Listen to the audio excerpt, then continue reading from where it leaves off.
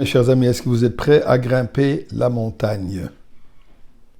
Je ne dis pas une montagne, mais la montagne. Maintenant, de quelle montagne est-ce qu'on parle? Alors, disons d'abord un chapitre de Tehillim pour remercier Akadosh Baruch Hu pour tous les miracles qu'il nous a fait et qu'il va faire. Et surtout le miracle final, la venue de Mashiach. Chapitre 100. Mizmor le Soida. Hori oladene kolorativ de sadene besimcha. Boy le fano bernana. Servons Dieu avec la joie. Surtout la simcha, c'est ça ce qui amène toutes les bénédictions. De où qui a de noi hu elehim hu asan vela nachnam v'tzoin marisoy. Boy shor besoida chatzrei sebisi la hoide le bach shmoy. Qui toiv a de noi le lam chazda via doir v'doir emunasoy. Eh bien, avec la prière, le remerciement, nous donnons aussi de la tzedaka.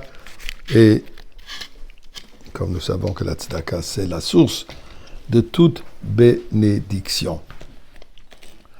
Montagne. Eh bien, à quoi je fais allusion? Parasha de cette semaine. D'ailleurs, cette semaine, nous avons 2 parashiot, Bahar et Bechokotai. Nous allons conclure le 3e livre de Vayikra. Mais la parasha commence cette semaine avec les paroles suivantes. Vaydaber Adoshem el Moshe Bahar Sinai Lemor.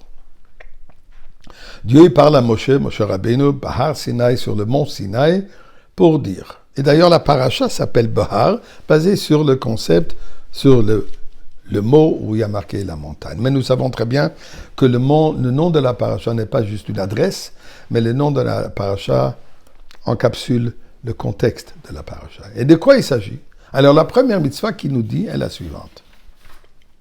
Quand vous allez arriver en Eretz Israël, et vous allez commencer à cultiver les terrains, travailler la terre. Alors, la 7e année doit être une année de Shemitah, une année sabbatique. Qu'est-ce que ça veut dire? Que durant toute cette année, vous n'avez pas de droit de cultiver, de travailler la terre. Tous les produits qui vont pousser sont accessibles, sont permises à toute et chaque personne de venir s'en servir. Pas pour faire du commerce avec, mais pour leur utilisation personnelle.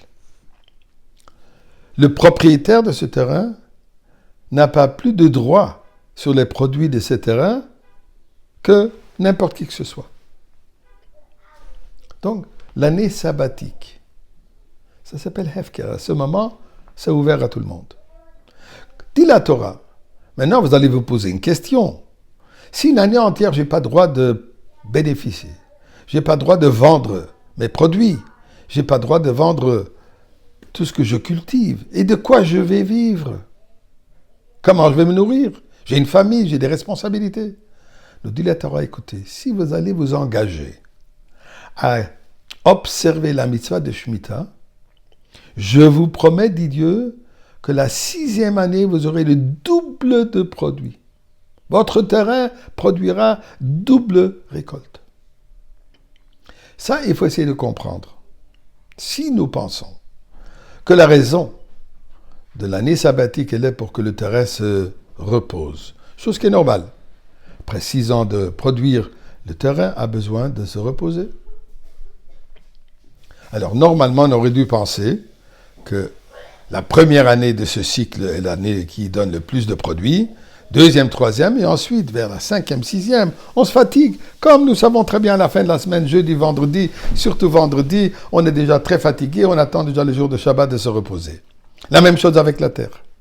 Alors, ça n'a pas de sens de penser que la 6e année, l'année où le terrain est le plus fatigué, donnera le double de produits. Eh bien, la réponse là-dessus, elle est Bahar. La montagne. Quelle montagne? Ici, on parle de la montagne de Sinaï. Qu'est-ce qui est arrivé au mont Sinaï? Au mont Sinaï, c'est le moment où Dieu s'est dévoilé, où il nous a donné la Torah.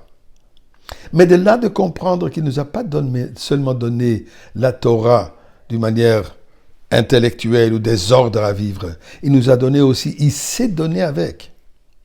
Dieu s'est donné à nous avec, en nous disant, vous faites ce que vous avez besoin de faire. Cultiver la terre, travailler la terre, c'est ce que je veux. C'est comme ça que j'ai créé le monde.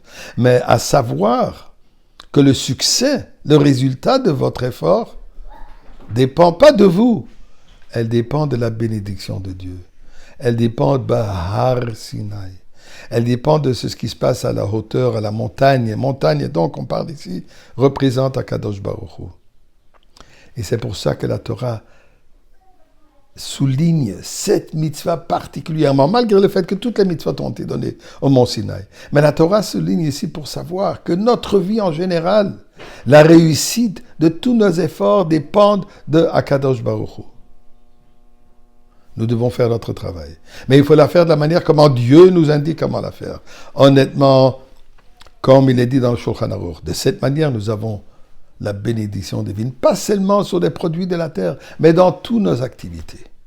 Eh bien, à Kadosh Baruch Hu, puisqu'on parle déjà de la montagne et des Sinaï, on est prêt à monter l'autre montagne, Har Moria, la montagne de Beth Amikdash, aujourd'hui même.